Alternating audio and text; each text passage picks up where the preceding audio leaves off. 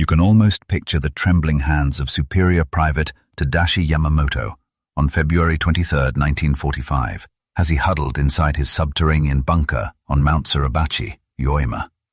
He furiously scribbled what he assumed would be his ultimate diary entry, buried deep beneath the volcanic soil, describing how the invading American forces had unleashed mechanical horrors reminiscent of mythical, fire-breathing dragons. Gaping through a slender observation slit hewn from the igneous rock, this isolated soldier had just watched a terrifying spectacle that completely upended everything the Imperial Japanese Army had instilled in him regarding contemporary combat. An unassuming Sherman tank, appearing virtually identical to the multitude of armored vehicles spearheading the Marine offensive, had abruptly discharged a massive deluge of liquid inferno. Within mere moments, this relentless torrent of burning napalm engulfed 3 camouflaged pillboxes, instantly cremating the occupants, who possessed absolutely no warning that this advancing machine was equipped with anything beyond its conventional 75mm cannon. Trapped inside the stifling, pitch-black labyrinth underlying Mount Suribachi, 2,000 Japanese infantrymen belonging to the 109th Division could only listen in horror to the agonizing cries reverberating throughout the subterranean corridors. You must understand that their established military doctrine offered absolutely no preparation for such a devastating display of American engineering, which had effectively converted standard armor into battlefield nightmares designed to dismantle the entire Pacific defensive network. This tactical crisis actually originated earlier on Bougainville, specifically on January 30th, 1944.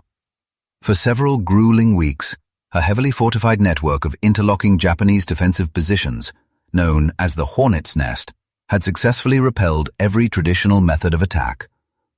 Marine fatalities soared as operators carrying the portable M1A1 flamethrower desperately tried to maneuver within the dangerously short 40-yard range of their equipment. Because this bulky device contained a meager 5 gallons of propellant and left the user entirely exposed to intense hostile gunfire, the resulting statistics were remarkably grim. These men faced an abysmal life expectancy of merely 4 minutes in combat, enduring catastrophic 92% casualty rates across their detachments.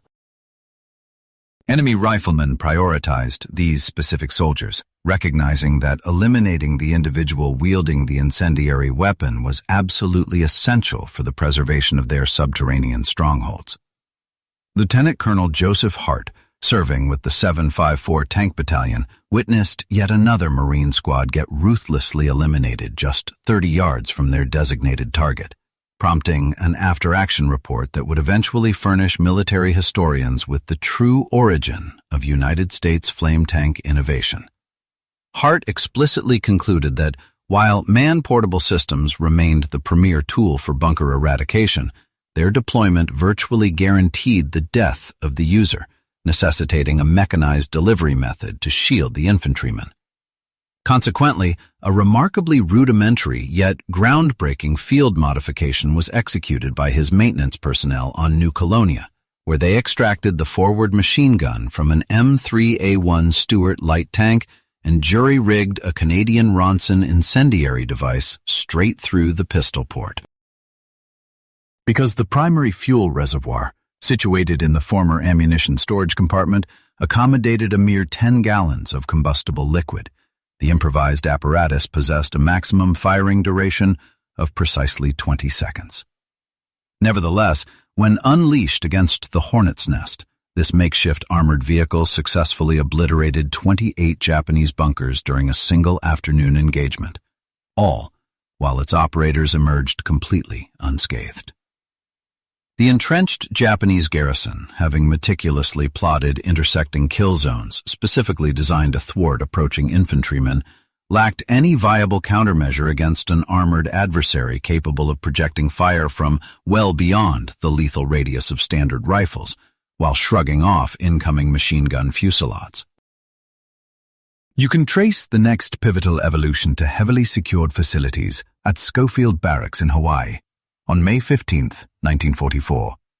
Following a comprehensive review of Hart's detailed after-action report from Bougainville, Fleet Admiral Chester Nimitz granted unrestricted backing and limitless resources to Colonel George F. UNM, an officer within the Chemical Warfare Service, to assemble a specialized development task force. This dedicated engineering cadre featured volunteers drawn from the CBS, specifically the 117th Naval Construction Battalion, who willingly committed themselves to grueling 75-hour work weeks to overcome seemingly insurmountable technical hurdles. The primary obstacle involved recent shifts in hostile engineering, as Japanese forces were actively redesigning their fortifications to prevent any mechanized armor from creeping within 100 yards of their perimeters. Since the previous 10-gallon payload restricted an armored unit to neutralizing a maximum of 2 or 3 objectives before requiring a vulnerable retreat for replenishment, the engineers conceptualized an advanced platform formally designated as CBH-1, Chemical Battalion, Hawaii 1. The stringent design requirements demanded a massive payload of 170 gallons of incendiary mixture, an effective striking distance of 80 to 100 yards, and the unprecedented capacity for 2 minutes of sustained, uninterrupted firing. Achieving these ambitious specifications necessitated a complete overhaul of the armored vehicle's internal electronics, encompassing the meticulous installation of 1,100 distinct electrical connections, alongside the fabrication of a dummy main armament to preserve tactical deception. Furthermore, finding the appropriate combustible fluid demanded rigorous testing, as unadulterated gasoline evaporated far too rapidly to be effective at long distances. The ultimate breakthrough arrived via napalm, a specialized thickening compound invented by Harvard University chemist Louis Pfizer, which successfully mutated standard fuel into a highly viscous, adhesive inferno. By combining precisely 94% gasoline with 6% napalm powder, the engineers manufactured an incredibly lethal concoction that reliably burned at searing temperatures ranging from 1,500 to 2,000 degrees Fahrenheit. When D-Day commenced on Saipan on June 15, 1944, the 2nd and 4th Marine Divisions assaulted the beaches, fully anticipating fierce resistance from a garrison of 32,000 defenders, a staggering figure that actually doubled the estimates provided by American intelligence. However, the opposing forces remained completely oblivious to the fact that 24 specialized M3A1 Satan flame tanks were simultaneously rumbling ashore, primed to unleash the devastating reality of mechanized incendiary warfare upon the entrenched enemy. The local commanding officer, Lieutenant General Yoshitsugu Saito of the Japanese 31st Army, had previously spent 6 uninterrupted months fortifying the island's terrain based on foundational 1909 military doctrines that heavily prioritized aggressive counteroffensives over any static, passive resistance that ran contrary to their martial philosophy. As Captain Sakai Ober of the 18th Infantry Regiment subsequently documented, the garrison firmly believed they had adequately prepared for naval artillery, aerial bombardments, and traditional armored thrusts.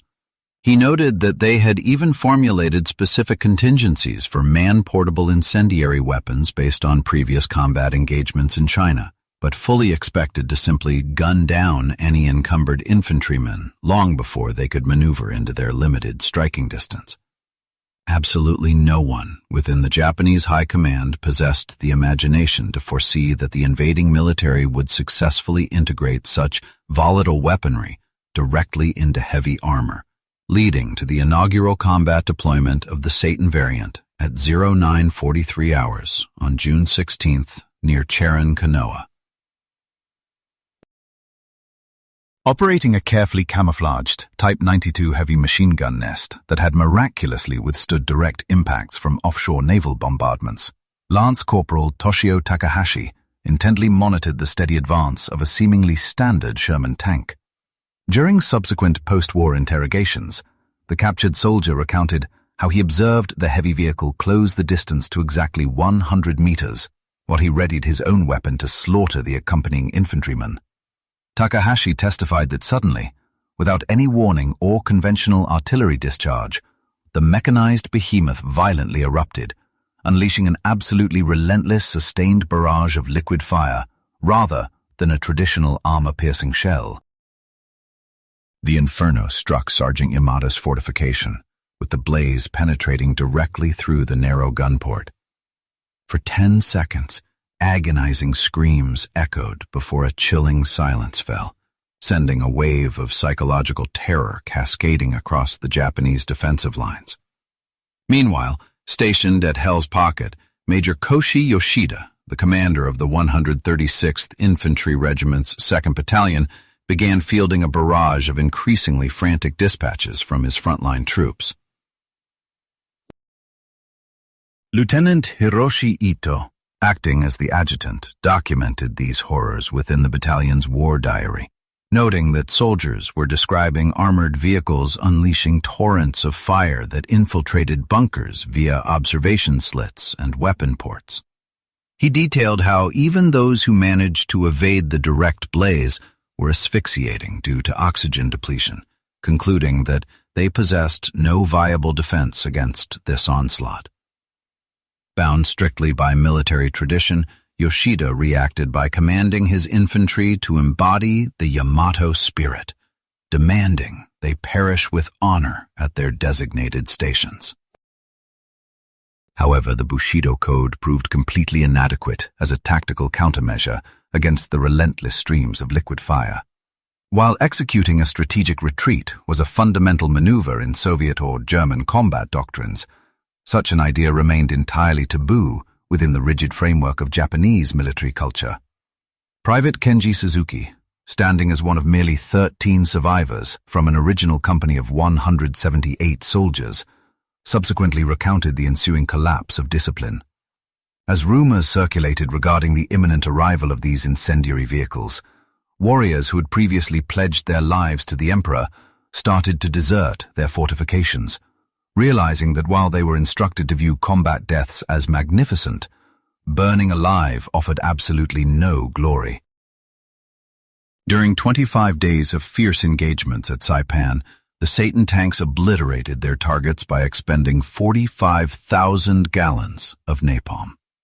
Although originally maintained in the rear as a reserve force, the operators of these incendiary machines quickly became indispensable, to the point where regular infantry squads outright declined to move forward unless accompanied by their fiery support.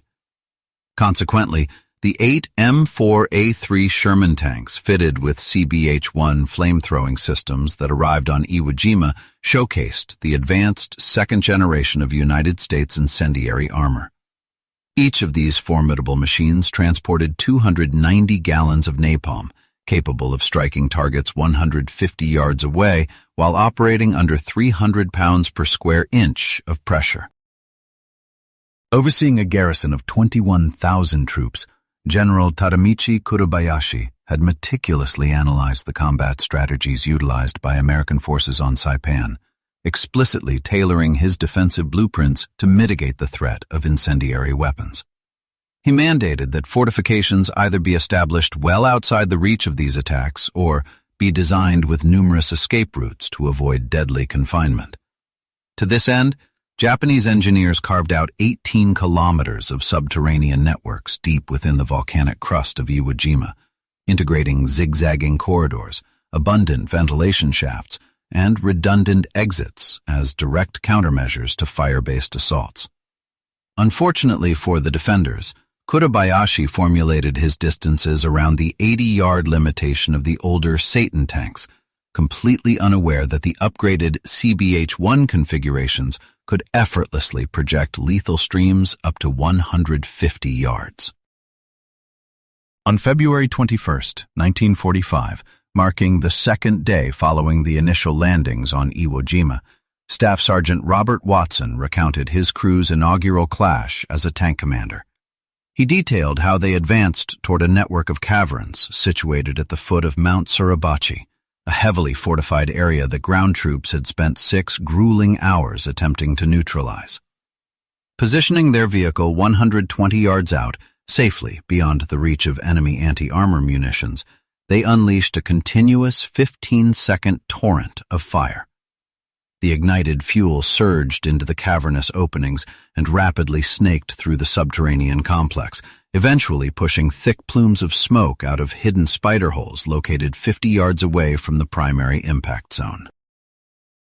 Superior Private Shigo Hayashi managed to endure the onslaught simply because he was stationed within a hermetically sealed compartment, and his subsequent testimony from 1975 serves as the sole surviving narrative from the Japanese vantage point. He recalled how an intense orange glow suddenly illuminated the corridor ahead, describing the advancing blaze as a sentient entity that instinctively navigated through every branching pathway. Desperate soldiers attempted to sprint away from the encroaching inferno, yet the rapid progression of the fire easily overtook them, leaving only agonizing shrieks that persisted for merely 10 seconds before silence returned. The rugged northern expanse of Iwo Jima housed heavily fortified landmarks such as Hill 382, Turkey Knob, and the Amphitheater, all of which were intricately linked via underground galleries that provided devastating, overlapping fields of fire. Recognizing the sheer lethality of these emplacements, Colonel Thomas Warham, the commanding officer of the 27th Marines, established a protocol that quickly evolved into standard operational doctrine. Absolutely no foot soldiers would launch an attack until the armored flamethrowers had sufficiently neutralized the target area. Adhering to this new tactical framework, the incendiary tank, christened Dragon under the leadership of Sergeant William Adamson, spearheaded the aggressive push against Turkey Knob on March 3rd. Sergeant Adamson and his crew pioneered a method of reconnaissance by fire, utilizing brief, concentrated bursts to expose clandestine enemy bunkers by tracking the smoke that inevitably billowed from their disguised exhaust vents. Through the application of this innovative technique over a span of 4 hours, the Dragon successfully unmasked and eradicated 27 entrenched Japanese strongholds. However, from the opposing lines, Captain Hiroaki Nishimura of the 2nd Mixed Brigade carefully scrutinized the operational rhythms of these devastating machines and identified a vital vulnerability. He realized that following roughly 60 seconds of continuous discharge, the armored units were forced to retreat temporarily in order to rebuild their internal pressure levels. Capitalizing on this mechanical limitation, Nishimura directed his troops to meticulously track the duration of the enemy's fiery salvos, instructing that once the count hit 50 seconds, infantrymen stationed in backup trenches should ready themselves to strike while the vehicle was vulnerable. This calculated tactical adjustment directly resulted in the first successful elimination of an American incendiary tank by the defending forces. On March 5th, immediately following a 55-second stream of fire, a Japanese infantryman materialized just 30 feet away and hurled a highly explosive satchel charge directly onto the machine's rear engine compartment, a devastating blow that claimed the lives of 2 crewmen. United States forces reacted instantaneously to this new threat by restructuring their deployment strategies, mandating that the incendiary vehicles must exclusively operate in tandem. Under this revised protocol, which swiftly cemented itself as standard military doctrine, one machine would deliver traditional kinetic overwatch, while its partner concentrated entirely on unleashing liquid fire. This paired tactic was put to the ultimate test on March 9, 1945, at a confined geological depression on Iwo Jima known as the Gorge. This restrictive canyon concealed General Kuribayashi's primary command center, a formidable subterranean fortress situated 75 feet below the surface, protected by 5-foot-thick walls of reinforced concrete, and garrisoned by 1,000 naval personnel, commanded by Captain Samji Inu.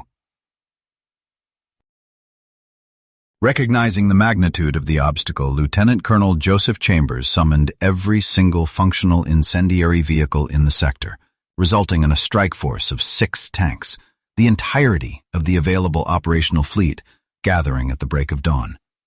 The armor methodically positioned itself, encircling the perimeter of the ravine's opening, and initiated a synchronized, sequential bombardment that sustained an unbroken stream of devastation for 12 relentless minutes, burning through 1,800 gallons of napalm. Corporal Masao Watanabe, who stood among a mere 7 individuals to survive the onslaught, later testified that the blaze seemed to manifest from every conceivable angle, penetrating deeply into every cavern, tunnel, and fortified niche.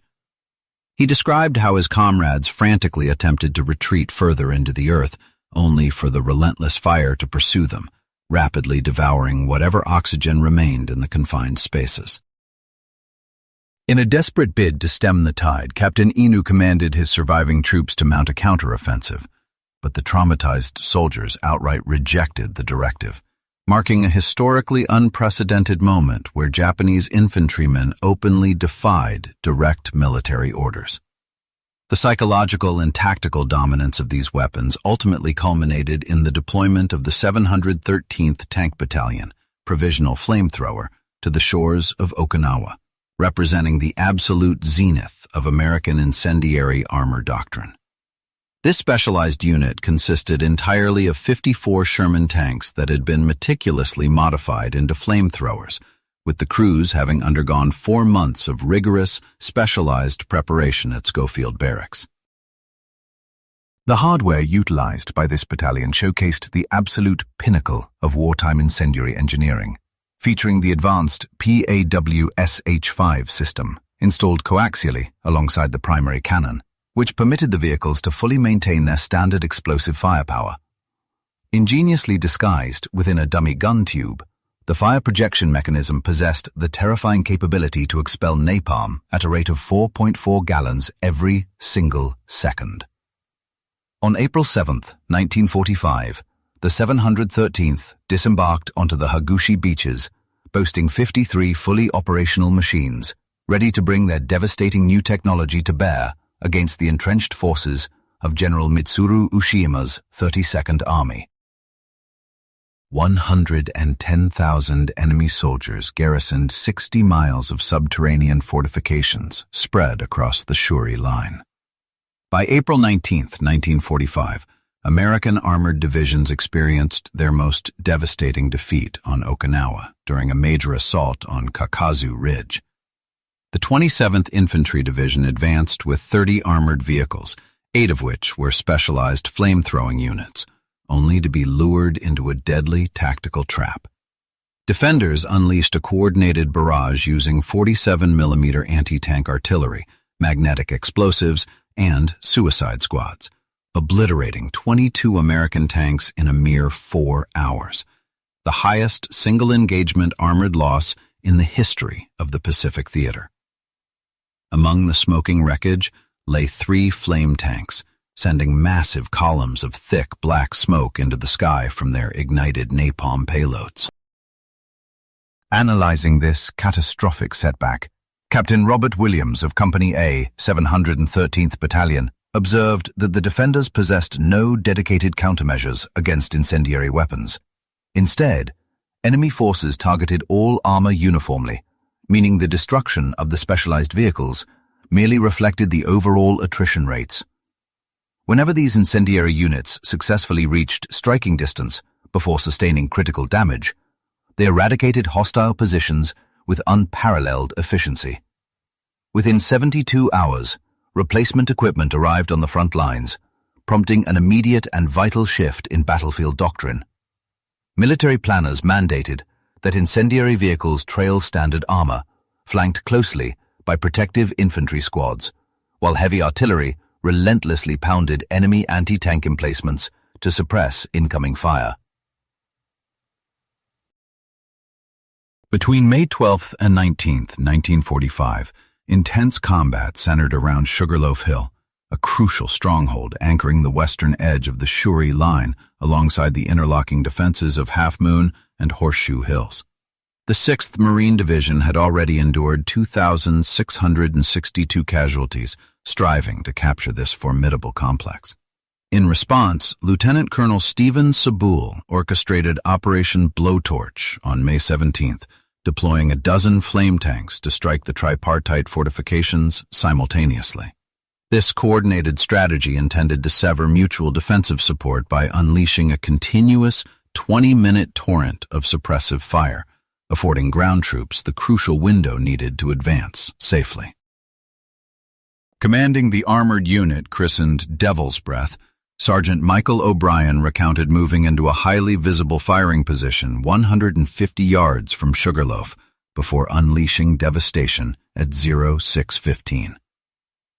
Arcing through the morning air, the burning liquid struck the slopes and cascaded deep into every subterranean crevice during a relentless 45-second burst, after which his crew retreated to let a fresh unit continue the rolling barrage. From the opposing perspective, Private First Class Yukio Miyamoto, one of only 11 survivors among 400 defenders, recalled recognizing the distinct engine sounds of the approaching incendiary machines.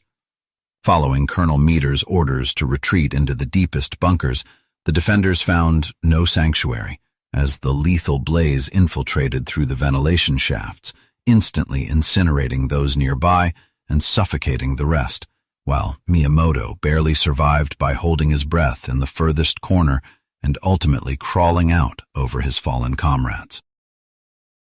By May 29, 1945, American forces converged upon Shuri Castle, the historic center of the Ryukyu Kingdom that had been repurposed as General Ushima's primary command hub. Buried deep within the limestone foundations lay a massive, three-tiered complex, sheltering roughly 1,000 staff officers. 6 specialized units from Company A, 713th Battalion, encircled the stronghold from 3 separate approaches, unleashing a synchronized 18-minute inferno at 1400 hours that consumed 2,100 gallons of napalm. Detailing the subterranean horror, Colonel Hiyomichi Yahara noted that despite being shielded by 3 meters of solid concrete 20 meters below the surface, the garrison's false sense of security vanished when the air shafts began glowing a brilliant orange. As temperatures skyrocketed rapidly enough to ignite documents spontaneously, General Ushima hastily commanded an evacuation, only to discover that the ferocious blaze had completely sealed every exit. Following the campaign, the official records of the 713th Tank Battalion underscored the grim efficiency of mechanized incendiary warfare on Okinawa. The specialized units confirmed the elimination of 4,788 hostile combatants and captured 49 prisoners, while sustaining remarkably light losses of 8 killed, 1 missing, and 111 wounded.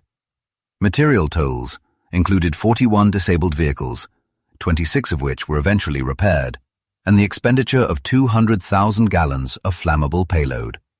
This yielded a staggering combat exchange ratio of roughly 598 to 1 in terms of fatalities, dwarfing the performance of any other ground formation in the Pacific Theater, though broader military assessments often highlighted a 40 to 1 operational advantage when factoring in strategic impact and demolished fortifications.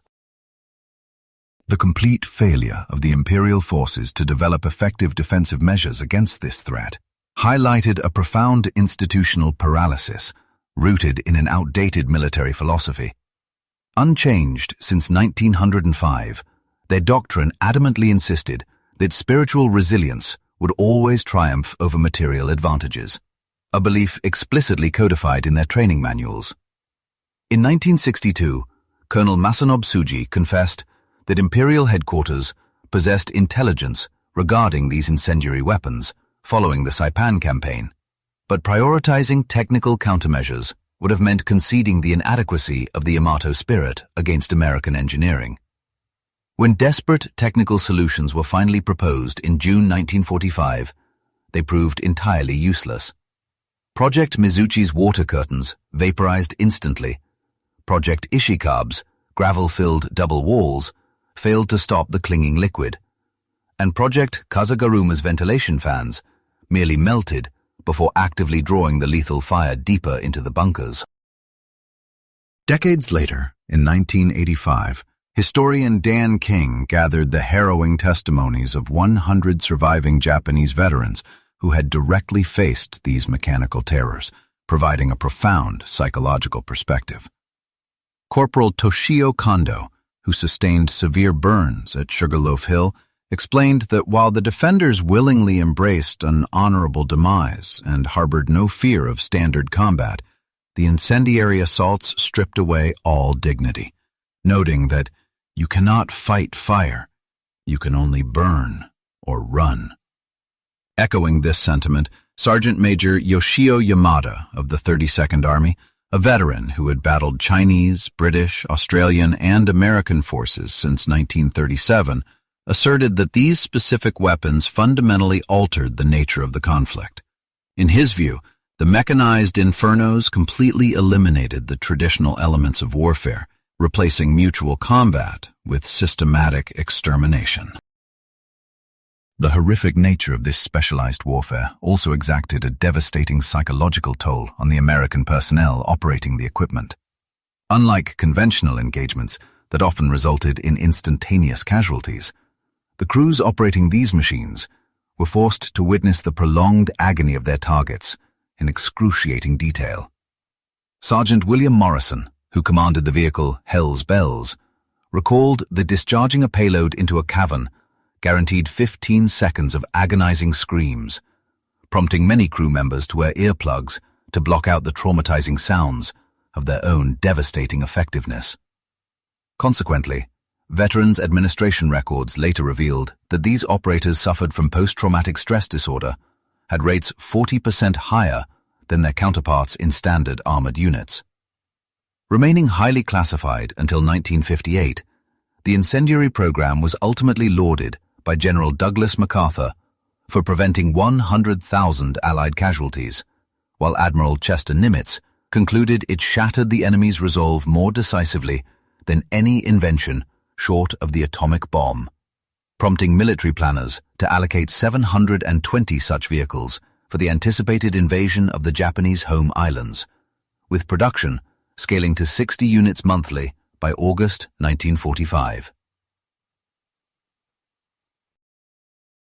The United States Chemical Warfare Service ultimately amassed a staggering reserve of 2 million gallons of napalm, setting the stage for a brutal new era of combat. The strategic operations of the 713th Battalion established foundational principles that would heavily influence American military doctrine throughout the subsequent conflicts in Korea and Vietnam. By 1955, the Marine Corps publication Fleet Marine Force Manual 11.4 on flame warfare drew extensively from the detailed combat reports generated by this very battalion. As you trace this history, you will see the Korean War featured PACW-5 Sherman tanks, replicating their previous tactical successes against Chinese defensive positions, while the Vietnam War later saw the deployment of M67 tanks, before political sensitivities forced their withdrawal by 1970. The PACW-SH-5 system stood as a testament to remarkable, albeit grim, engineering prowess during the conflict. This formidable machinery boasted a capacity of 290 gallons of napalm and operated under a pressure ranging from 300 to 375 pounds per square inch. With a maximum discharge rate of 4.4 gallons per second, it could effectively reach targets at a distance of 125 to 150 yards while traversing a sweeping arc of 270 degrees. The highly combustible payload consisted of 6% aluminum naphthenate and palmitate mixed with 94% gasoline, which, upon adhering to a target surface, burned ferociously at 1,500 to 2,000 degrees Fahrenheit for 15 to 20 seconds. To amplify the psychological terror on the battlefield, engineers installed dummy gun barrels that concealed the flame projectors, making them visually indistinguishable from standard 75mm armaments. This clever camouflage generated a paralyzing uncertainty among enemy ranks, as any approaching Sherman could potentially be harboring a devastating incendiary weapon. Japanese combatants found themselves trapped in an impossible dilemma. Engaging what appeared to be a conventional vehicle might expose their hidden positions, but waiting carried the terrifying risk of sudden incineration. As Captain Hideki Yamashita of the 24th Division observed, the Americans successfully manipulated the minds of soldiers, causing them to hesitate before attacking even standard armor, out of a profound fear of fiery retaliation. Although a mere 54 flame tanks were actively deployed among the 800 armored vehicles on Okinawa, interrogations revealed the Japanese forces firmly believed the Americans were utilizing hundreds of these terrifying machines. By June of 1945, the introduction of a flame extension system featuring 400 feet of armored hoses allowed infantrymen to project fire far beyond the physical reach of the tanks themselves. Technical Sergeant Paul Rodriguez described this crucial innovation as turning every individual vehicle into a mobile supply point for liquid fire, enabling 4 separate squads to operate simultaneously in what they appropriately termed distributed destruction. The relentless nature of this weaponry rendered traditional defensive fortifications entirely useless against the advancing American forces. Private Tetsuo Nakamura, who was captured on the 18th of June, recounted that despite digging deeper and constructing smaller cave entrances, the lethal fire inevitably found them through microscopic rock fissures and previously unknown crevices.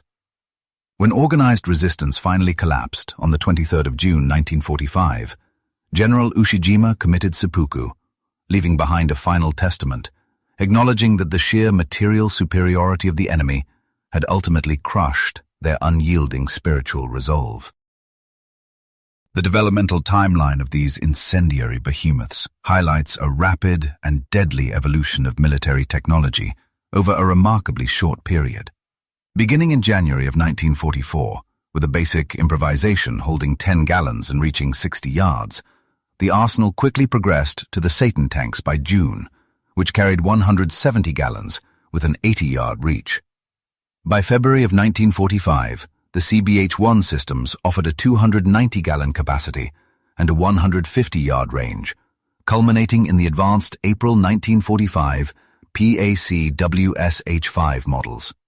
Ultimately, 354 of these specialized tanks were produced, consuming an astounding 605,000 gallons of napalm and resulting in the deaths of more than 22,000 Japanese combatants. For the defending forces, these mechanized weapons did far more than inflict a conventional military defeat. They completely dismantled an entire cultural philosophy of warfare. Major Yoshitaka Ioima, a survivor of the campaigns, noted that his comrades had prepared to sacrifice their lives beautifully for the emperor, but instead, they perished anonymously, burned alive within their subterranean fortifications. Testifying in 1951, Captain Shimura echoed this haunting sentiment, stating that their downfall was not merely the result of brave enemy infantry, but rather the overwhelming might of American industry. These industrial machines were essentially processing death, deploying devastating technologies that the Imperial Army simply could not comprehend or counter. Despite the fact that over 10,000 American personnel had been trained on these specialized vehicles by June of 1945, Japanese intelligence completely failed to grasp the massive scale of their deployment until they encountered them directly on the battlefield. Lieutenant Colonel Takashi Watanabe of the Imperial General Headquarters later admitted that his command had consistently dismissed reports of these weapons since June of 1944 as mere enemy propaganda. From a broader strategic perspective, military historians estimate that the utilization of these armored flamethrowers ultimately prevented between 50,000 and 100,000 American casualties. Eliminating those deeply entrenched positions through standard frontal assaults would have inevitably resulted in devastating losses of 30 to 50% for the attacking units. The men who operated these fearsome machines harbored deeply complex feelings regarding their grim duties on the battlefield. Master Sergeant Anthony Romano, a commander of 3 such vehicles, expressed immense pride in saving the lives of his fellow Marines, while simultaneously acknowledging the profound lack of nobility in burning men to death. Reflecting on the conflict in 1970, Colonel Unmar noted that the military had inadvertently discovered the perfect combination of weapon and target, countering supposedly impenetrable defenses with unimaginable liquid fire. Decades later, General James Mattis observed in 2010 that the 713th Battalion perfectly illustrated the brutal necessity of fighting to win, utilizing overwhelming firepower to overcome an adversary who actively embraced death. Corporal Eugene Patterson, the last surviving operator from the battalion before his passing in 2018, recalled that the enemy's absolute refusal to surrender necessitated such extreme measures to prevent the loss of thousands of American troops in protracted siege warfare.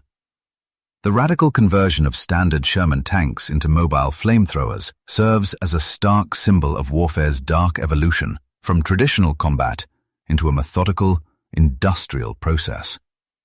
Japanese troops, who had meticulously readied themselves for a glorious end, instead found themselves subjected to a mechanized annihilation that provided neither honor nor any viable avenue of escape. While historical statistics offer a clinical overview of the tactical successes, they obscure the profound individual tragedies that unfolded across the Pacific theater.